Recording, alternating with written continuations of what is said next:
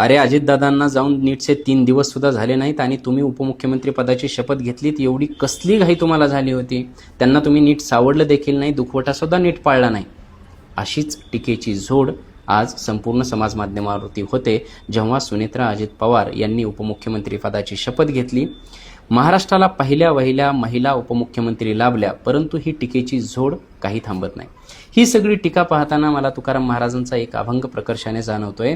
तुकाराम महाराज आपल्या अभंगात म्हणतात की मडे झाकुनिया करीती पेरणी कुणबियाचे वाणी लवला हो. म्हणजे घरात मड पडलेलं असेल तरी ते झाकून आम्ही कुणबी पेरणी करतो. म्हणजे काय? दुःख बाजूला सारून कर्तव्यपरायणतेला महत्त्व देतो.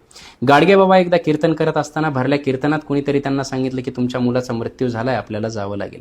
गाडगे महाराज गेले नाहीत. त्यांनी सांगितलं की तो त्याच्या वाटेने गेला, मला आता माझं कर्म करावे लागेल, म्हणून ते कीर्तन करत राहिले.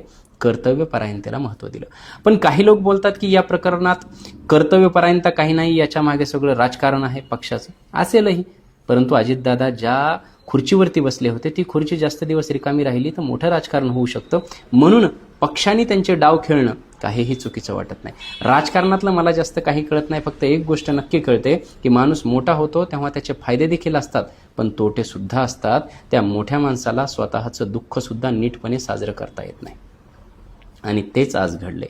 बाकी उपमुख्यमंत्री म्हणून सुनेत्रा अजित पवार यांची कारकीर्द कशी असेल हे बघण्यासारखं आहे आणि संपूर्ण पवार कुटुंबियाचं भवितव्य काय असेल हे देखील बघण्यासारखं आहे.